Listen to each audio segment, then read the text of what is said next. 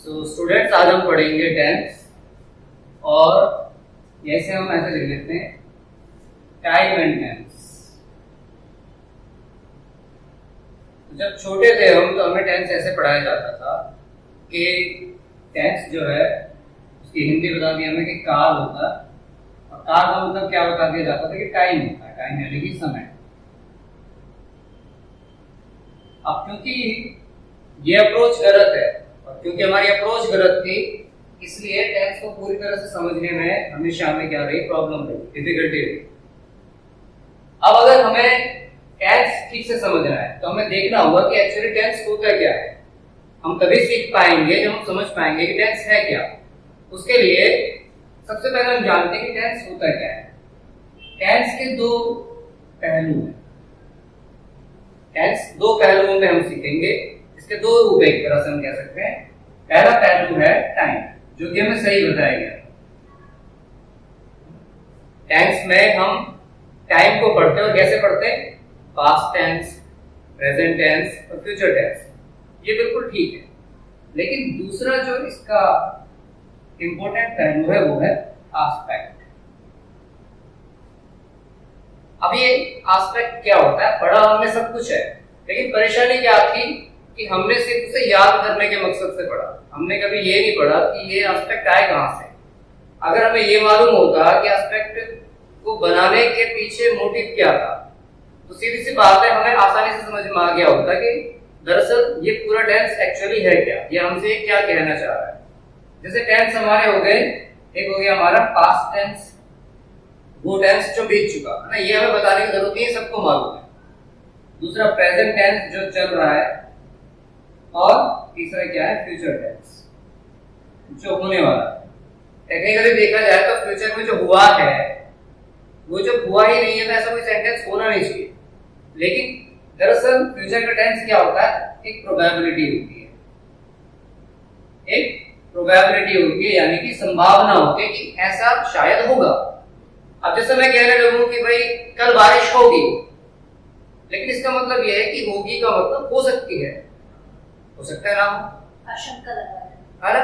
ये केवल क्या है, प्रोबेबिलिटी, एक संभावना है, हम संभावना व्यक्त करते हैं। फ्यूचर इसका मतलब टेक्निकली कोई टेंस नहीं है, वो दरअसल फ्यूचर की प्रोबेबिलिटी है। वहीं एस्पेक्ट क्या होते हैं, इन्हें हमने ऐसे पढ़ा है, सिंपल, कॉन्टिन्यूअस, परफेक्ट और परफेक्ट कॉन्टिन्यूअस। ठीक है, ये एस्पेक्ट हो गए। लेकिन जरूरी बात यह है समझने की कि हमें क्या सिखा दिया जाता है कि जी ये आपका प्रेजेंट सिंपल प्रेजेंट या प्रेजेंट इंडेफिनिट टेंस, और उसमें हमें क्या सिखा देंगे, जिन वाक्यों के अंत में ता है, ती है, ते है, ये शब्द आ जाते हैं तो वो क्या होते हैं, प्रेजेंट इंडेफिनिट टेंस में कहलाते हैं। हमने ये पढ़ा होगा और हमारे दिमाग में वही रहता है, तो हम कहेंगे कि वह घर जाता है, he goes to home। ठीक है, ये प्रेजेंट इंडेफिनिट टेंस है। मैं एक डॉक्टर हूं, अब ये कौन सा टेंस है, ये भी तो सिंपल प्रेजेंट है, ये भी तो प्रेजेंट इंडेफिनिट है। लेकिन अब वो ता है, ती है में फंसकर हम ये नहीं पहचान पाए, क्योंकि हमें मैं एक डॉक्टर हूं में ये नहीं दिखाई दे रहा कि ता है, ती है, तो हमें लग रहा है प्रेजेंट इंडेफिनिट नहीं है। और अगर कोई हमसे कह देता है कि प्रेजेंट इंडेफिनिट है, फिर हम हो जाते कंफ्यूज कि भाई अब ये क्यों है, क्योंकि पहचान तो हमें कुछ और बताई गई थी। तो यहाँ सबसे बड़ी परेशानी ये है कि हमने जब इंग्लिश में टेंस को पढ़ा तो हमने उसे हिंदी भाषा से कनेक्ट करने की कोशिश की। अब आप एक बात खुद सोचो कि अगर इंग्लिश भाषा के रूल बनाए गए होंगे तो क्या उन लोगों को हिंदी आती होगी? इस बात तो ऑब्वियसली नहीं आती होगी। और जब उनको हिंदी नहीं आती होगी तो उन्होंने ये रूल थोड़ी बनाया होगा कि ता है, ती है, ते है आते होंगे तो प्रेजेंट इंडेफिनिट टेंस होगा, ऑब्वियसली नहीं आती होगी। ऐसा नहीं किया होगा उन्होंने, तो सच में उन्होंने ऐसा किया भी नहीं था। तो सीधी सी बात है कि कोई ना कोई तो उन्होंने एक वजह देखी होगी जिनकी वजह से उन्होंने चार एस्पेक्ट बनाए, और किस सेंटेंस को किस एस्पेक्ट में रखना है वो भी उन्होंने डिसाइड किया होगा। तो आज हम देखेंगे कि ये एस्पेक्ट आए कैसे दरअसल। अच्छा, एक और बात मैं बता देता हूँ कि हो सकता है कि यहाँ पर हम अलग अलग बुक्स में या अलग अलग राइटर के प्रोस्पेक्टिव से देखें, सबका पॉइंट ऑफ व्यू अलग होता है। तो यहाँ पर कुछ अलग अलग नाम देख सकते हैं। जैसे सिंपल के लिए हम इंडेफिनिट नाम भी पढ़ते हैं।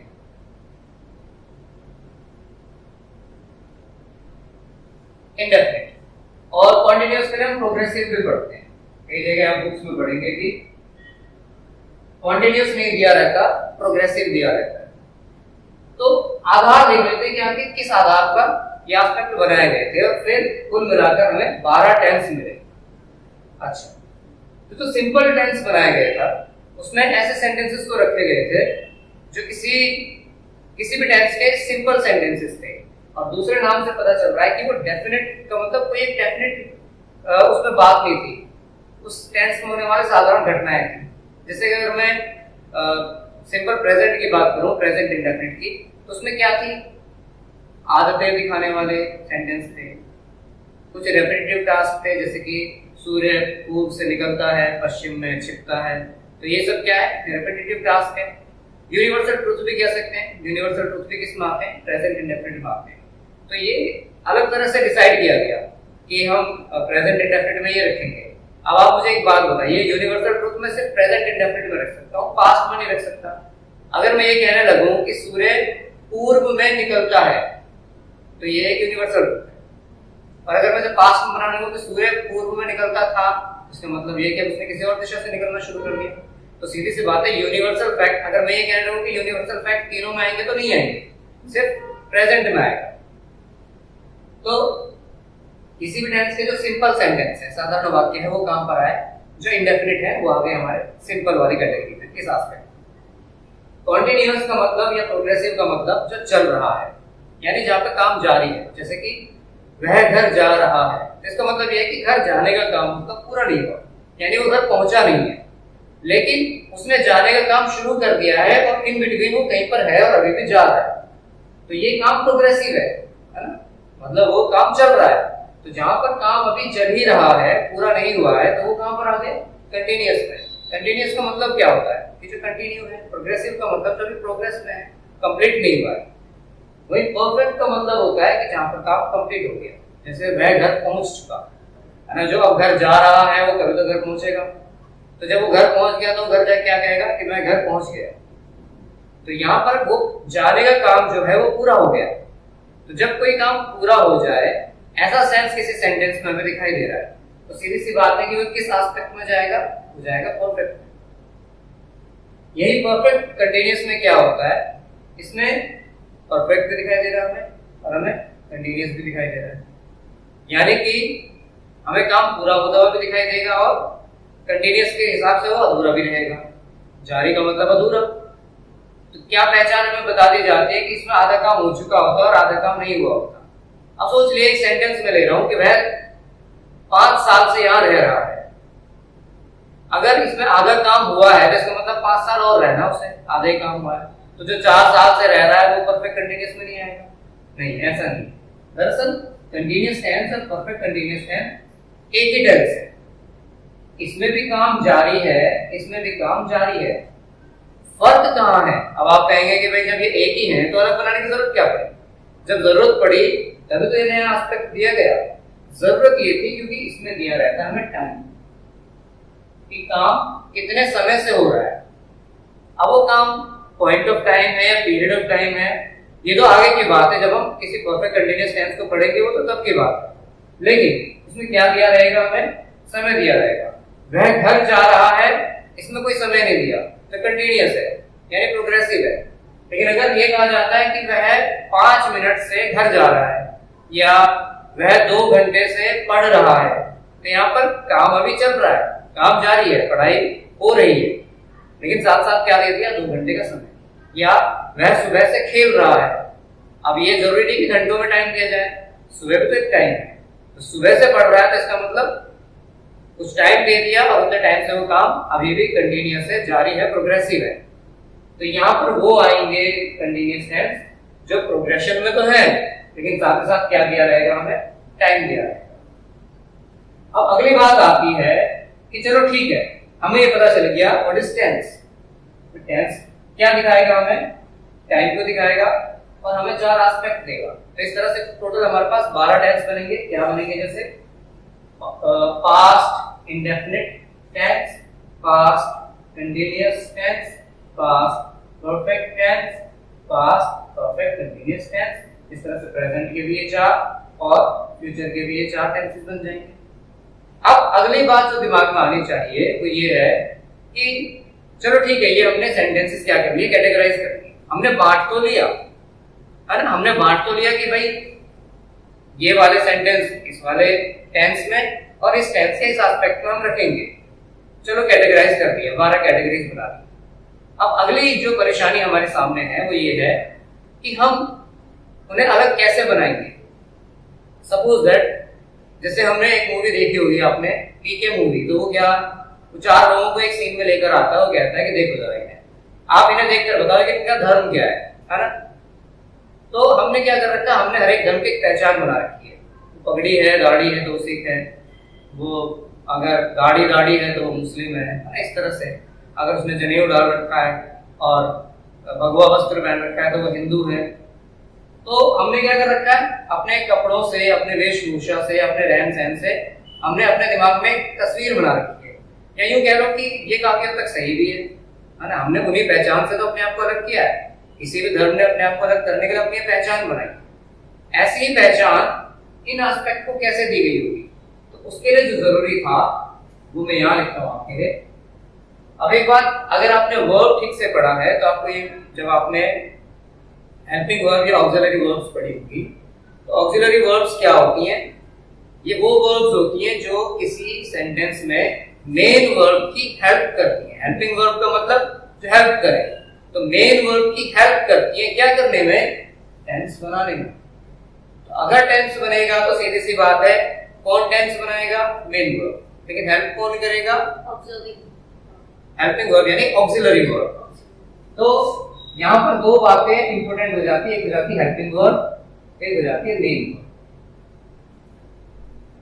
अब सबसे बड़ी समस्या बच्चों के दिमाग में क्या होती है कि 12 टेंस हो गए और 12 ही हेल्पिंग वर्ब याद करनी पड़ेंगी, 12 ही मेन वर्ब याद करनी पड़ेंगी। अब जो ये वर्ड अलग पढ़ेंगी, ये बड़ा जोर देता है। जब हम पहले ये सोच के चल रहे हैं कि पढ़ेंगी, तो समझो फिर वो नहीं होगा। अच्छा, इसमें एक बड़ी परेशानी ये भी है कि हमने इनको संख्या दे दी। हमने क्या करा, हमने गलत डायरेक्शन ले ली, हमने 12 टेंस देख लिए और शायद पढ़ाया भी ऐसे ही गया कि भाई प्रेजेंट इंडेफिनिट टेंस है, हेल्पिंग वर्ब डू या डज ले लो, मेन वर्ब फर्स्ट फॉर्म आएगी या फिर फर्स्ट फॉर्म के साथ एस और एस आ जाएगा। फिर अगले दिन क्लास में पढ़ाया गया कि आज पास्ट इंडेफिनिट पढ़ेंगे, वे बच्चों हेल्पिंग वर्ब डिड रहेगी, मेन वर्ब क्या रहेगी, सेकंड फॉर्म, और अगर डिड के साथ लगा रहे हो तो फर्स्ट फॉर्म। परेशानी यहाँ पर थी, लेकिन मैं आपको आज ऐसा तरीका बताऊंगा कि हेल्पिंग वर्ब आपको याद नहीं करनी पड़ेगी, ना ही आपको मेन वर्ब याद करनी पड़ेगी। दरअसल हेल्पिंग वर्ब और मेन वर्ब भी जब ये टाइम और एस्पेक्ट डिसाइड किए गए थे, उसी टाइम पर ये सारी चीजें भी डिसाइड की गई और इन्हीं सब के हिसाब से डिसाइड की गई थी। तो सारा सीन ये है कि ये सब चीजें एक दूसरे से जुड़ी हुई है। अगर हम इन्हें समझ पा रहे हैं तो फिर आपको हेल्पिंग वर्ब और मेन वर्ब याद करने की जरूरत ही नहीं पड़ेगी। तो देख लेते हैं कैसे इसको किया गया था डिवाइड। मैं इस बात को समझा देता हूं आपको, पहले से बिठा देते हैं।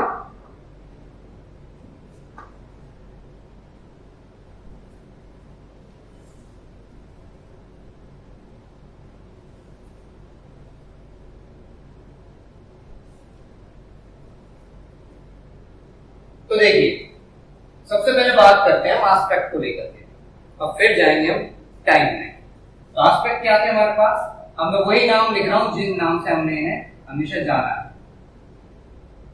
इंडेफिनिट, कंटीन्यूअस, परफेक्ट और परफेक्ट कंटीन्यूअस। अब देखते हैं कि हेल्पिंग वर्ब्स बनाई कैसे गई। देखिए, पहले मेन वर्ब के बारे में बात करेंगे, फिर बात करेंगे हेल्पिंग वर्ब्स। देखिए, इंडेफिनिट्स को क्या कहा गया कि भाई आप ऐसा काम करो, आप फर्स्ट डिवीजन को फर्स्ट फॉर्म जो है आप ले लीजिए। कंटीन्यूअस को कहा कि आप ले लो भैया वर्ब के आईएनजी फॉर्म।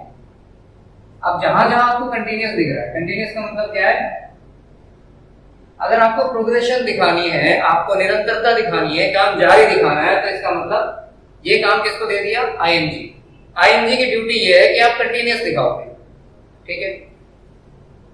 परफेक्ट को कहा कि आप क्या करोगे, आप ये दिखाओगे कि काम पूरा हो गया है। और फर्स्ट फॉर्म को क्या जिम्मेदारी दी गई? फर्स्ट फॉर्म को जिम्मेदारी दी गई कि आपने ये करना है कि आप इंडेफिनिट है सेंटेंस, सिंपल है, आप ये शुरू करो। अच्छा, अब अगली बात आती है हेल्पिंग वर्ब की, कि हेल्पिंग वर्ब कैसे डिसाइड। तो हेल्पिंग वर्ब भी देखिए, इंडेफिनिट को जो हेल्पिंग वर्ब दी गई वो दी गई डू। इंडेफिनिट को हेल्पिंग वर्ब क्या दी गई? डू। ये बात मैंने अभी मेन वर्ब की है, ध्यान देना। कंटीन्यूअस को कहा कि आप हेल्पिंग वर्ब ले लो बी, तो बी ले लो आप हेल्पिंग वर्ब, ठीक है। परफेक्ट को कहा कि आपकी हेल्पिंग वर्ब होगी सर है, ठीक है। अच्छा, अब क्योंकि ये परफेक्ट है ना, तो परफेक्ट को हैव दिया गया है, तो इसको भी क्या मिलना चाहिए? हैव भी मिलना चाहिए। अब जरा थोड़ा सा बातों को समझ लेते हैं। ये जो हमारा डू, बी, हैव जो भी है, ये सब अपनी वर्ब की फर्स्ट फॉर्म्स है, ठीक है। और मैं एक बात आपको बता रहा हूं, इस बात को हमेशा ध्यान रखना। अगर आपको टेंस पढ़ना है तो ये बात आपको गांठ बांध लेनी है, दिमाग में रखनी है कि जो वर्ब की सेकंड फॉर्म होती है, this means past tense. Past tense को एक अलग से वर्ब दी गई। वर्ब की सेकंड फॉर्म जो बनाई गई है ना, वो पास्ट के लिए ही बनाई गई, पास्ट टेंस के लिए। यानी कि अगर मैं दूसरे शब्दों में कहूं तो मैं ये कह सकता हूं कि पास्ट टेंस का मतलब है वर्ब की सेकंड फॉर्म, या फिर वर्ब की सेकंड फॉर्म का मतलब ये है पास्ट टेंस, ठीक है। तो अगर कहीं वर्ब की सेकंड फॉर्म दिखाई दे रही है तो सीधा सा मतलब क्या हो गया? Past tense.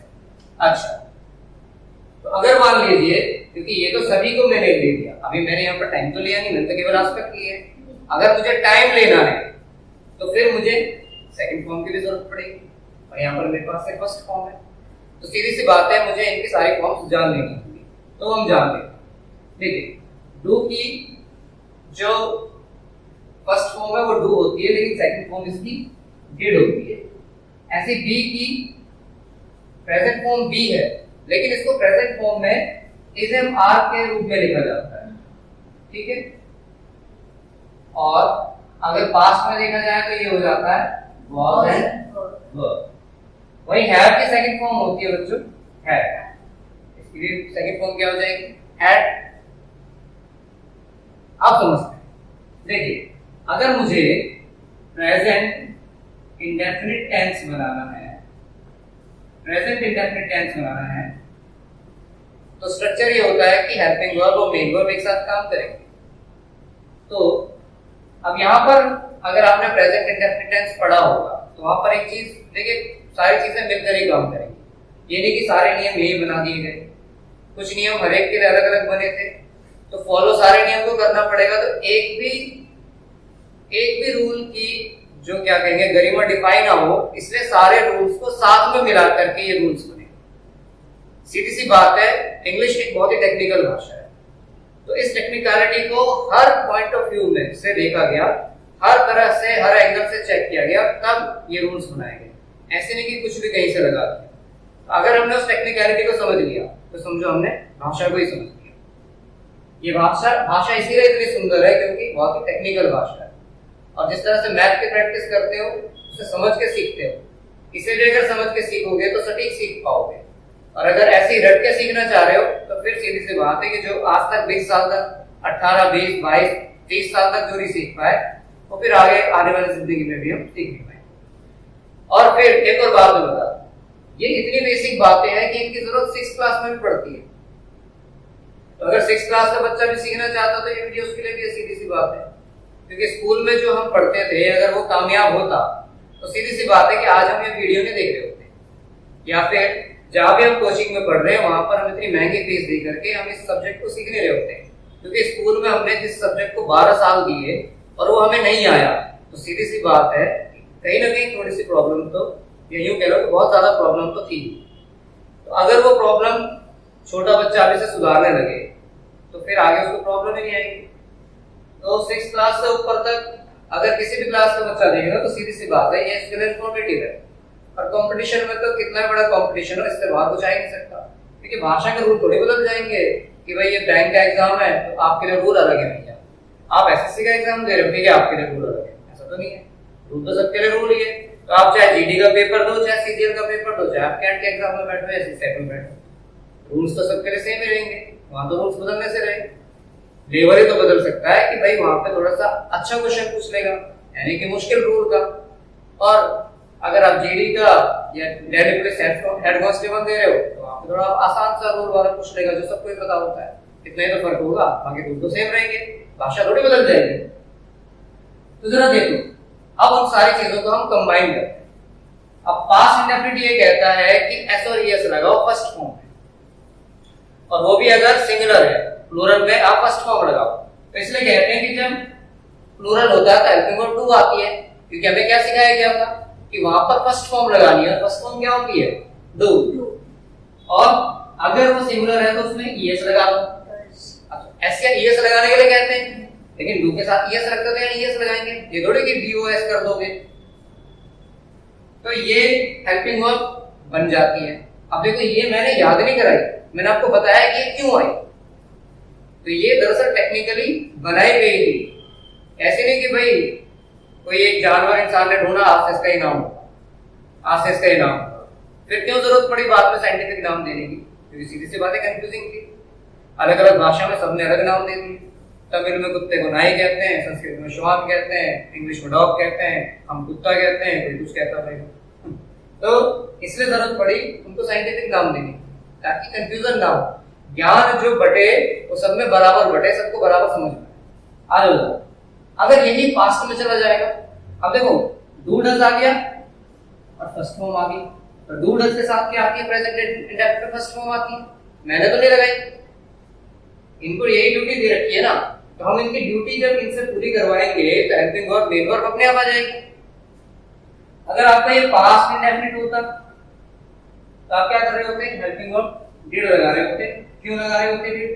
क्योंकि देखो इंडेफिनिट को तो डू ही मिला है, लेकिन साथ ही साथ हमें ये भी तो पता है कि सेकंड फॉर्म लगानी पड़ेगी अगर पास्ट टेंस है, तो फिर डिड आएगा ना यहाँ पे। तो इसमें याद करने जैसा तो कुछ नहीं था, समझने की बात थी।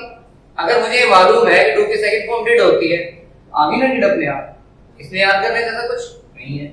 अच्छा, अब आया हमारा फ्यूचर। अब फ्यूचर में लोग कहते हैं कि भैया इसमें ऐसा क्यों हो गया, इसमें विल शैल क्यों आ गया? क्योंकि देखो विल शैल जो है, यहाँ पर परेशानी यह है कि फ्यूचर कोई टेंस नहीं होता, फ्यूचर जो है प्रोबेबिलिटी होती है। और जब हमने मॉडल ऑक्सिलरीज पढ़ी होंगी तो हमने उसमें विल शैल भी पढ़े होंगे, और आपको मालूम है विल शैल का काम क्या होता है? विल शैल का काम होता है प्रोबेबिलिटी दिखाना। तो विल शैल प्रोबेबिलिटी शो करने के लिए काम आते हैं।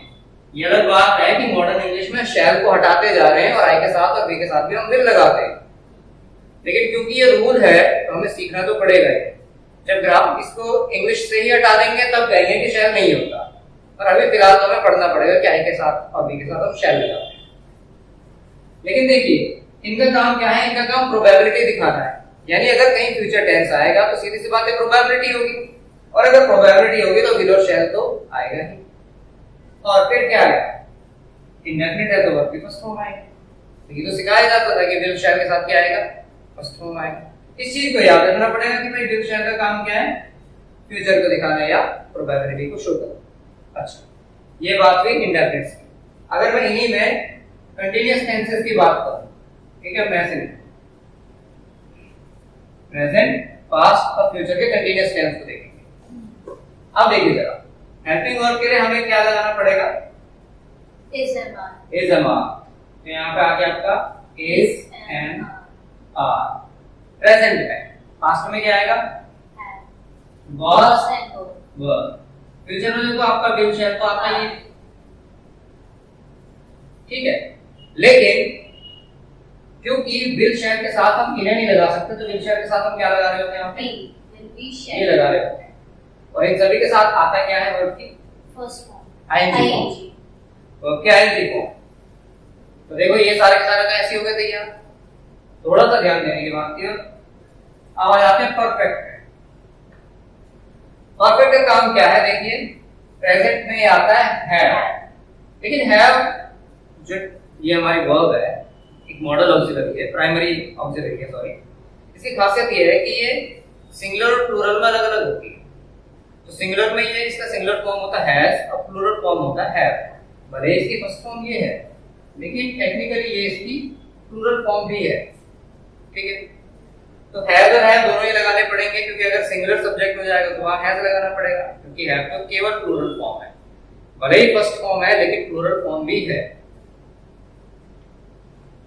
पास्ट में क्या आना चाहिए इस हैव का? Second form. और फ्यूचर में क्या होना चाहिए? देखिए विल शैल तो आएगा ही, प्लस हैव, प्लस क्या आ जाएगा? हैव। सिंपल। बाकी सबके साथ वर्ब की थर्ड फॉर्म। Third form. अब बात करते हैं परफेक्ट कंटीन्यूअस की। फ्रेम से बाहर आ रहा है। फ्रेम से बात परफेक्ट कंटीन्यूअस में से मिटा देता हूं, यहां पे लिख लेते हैं परफेक्ट कंटीन्यूअस। अब इसको समझते हैं, ये थोड़ा बढ़िया है, मजेदार है। देखिए अब यहाँ पर क्या है कि हैव लगाना है हमें, क्यों? क्योंकि ये परफेक्ट है, और कंटीन्यूअस इसलिए लगाना है क्योंकि ये वर्ब की आईएनजी। सॉरी कंटीन्यूअस इसलिए हमें आईएनजी लगाना है। अच्छा, लेकिन फिर परफेक्ट की वजह से जो हमने पढ़ा था कि परफेक्ट है तो थर्ड फॉर्म भी आएगी, तो वो कहाँ जाएगा? पहली बात। दूसरी बात हमने पढ़ा था कि अगर कंटीन्यूअस है तो बी भी है, तो ये भी होने चाहिए। तो इस कमी को पूरा करने के लिए क्या टेक्निकलिटी लगाई गई कि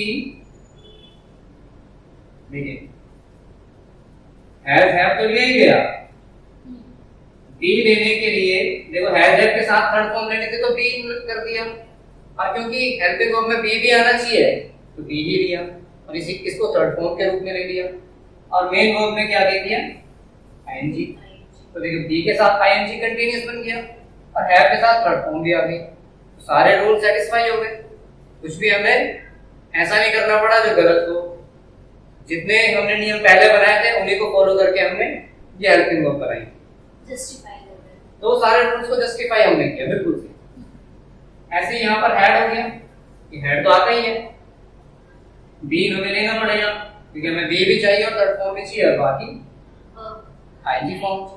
और देखिए इसी हैज देखिए वो विल शैल के साथ हैव तो आएगा ही आएगा फ्यूचर में। देखिए विल शैल आ गया, प्रोबेबिलिटी दिखाने के लिए आपका हैव आ जाएगा, किसके लिए? परफेक्ट दिखाने के लिए। बीन आ जाएगा आपका परफेक्ट कंटीन्यूअस और आईएनजी फॉर्म कंटीन्यूअस की वजह से। तो इस तरह से क्या हो जाती है हमारे सारे के सारी हेल्पिंग वर्ब्स और मेन वर्ब्स तैयार हो जाती है। तो ये कहीं याद करने के लिए नहीं बनाई गई, ये बनाई समझने के लिए गई। समस्या ये है कि हमें समझाई नहीं गई, हमें याद कराई गई। अब याद करने का काम जो है बोझ लगता है, और जो काम हम बोझ से करते हैं सीधी सी बात है वो समझ में भी नहीं आता, हमसे होता नहीं। और यही वजह रही होगी शायद, मैं समझता हूँ कि टेंस हमें कभी समझ नहीं आया। अगर हम गलत डायरेक्शन में जाएंगे तो सीधी सी बात है हम सही चीज हमें मिलेगी नहीं। मान लो एक दुकान में आपको जाना है, रास्ता गलत आपने पकड़ लिया तो आप वो सामान नहीं खरीद पाओगे जिसके लिए जाए। टेंस के साथ हमारे साथ यही काम है। लेकिन जो मैंने आज बताया है मुझे ऐसा लगता नहीं है कि आपको आज समझ में ना आया हो कि टेंस क्या होता है। देखिए मैं फिर से रिवाइज कर देता हूं मैंने क्या बताया। टेंस जो है हमारा एक फॉर्म ऑफ वर्ब है, अब इसको डिफाइन कर देते हैं। Tense is what?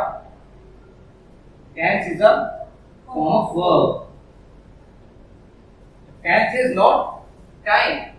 जो हम कहते हैं ना टेंस टाइम है, टाइम टेंस है, नहीं। केवल टाइम अगर टेंस बनाता तो एस्पेक्ट नहीं होते। दूसरी बात, हमने सिर्फ कैटेगराइज किया था टाइम और एस्पेक्ट में, केवल टेंस को कैटेगराइज किया था। इन सब चीजों को बनाया किसने? इन्होंने बनाया।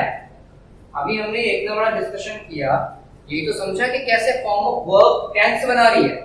सो एक्चुअली देखा जाए तो टेंस इनसे बना। सो टेंस क्या हुआ? Tense is a form of verb. इसका काम क्या है? which refers some point or state of time, or you may say event। किसी इवेंट के टाइम का पॉइंट कह लो या स्टेट कह लो, उसको रेफर करने के लिए अगर कोई वर्ब की फॉर्म यूज की जाती है तो वही फॉर्म ऑफ वर्ब क्या है? टेंस। ठीक है, अब जब हम ये समझ जाते हैं कि टेंस क्या है, what is present indefinite tense और फ्यूचर परफेक्ट टेंस या पास्ट परफेक्ट कंटीन्यूअस टेंस, ये फिर आगे की बातें हो जाती हैं कि इसमें हमें क्या क्या चीजें दी गई। जैसे मैंने बताया ना आपको कि प्रेजेंट इंडेफिनिट में आप क्या देखेंगे? आप यूनिवर्सल ट्रूथ देखेंगे, आप कहावतें देखेंगे, या फिर आप फैक्ट्स देखेंगे, हैबिट्स देखेंगे, रेपिटेटिव टास्क देखेंगे।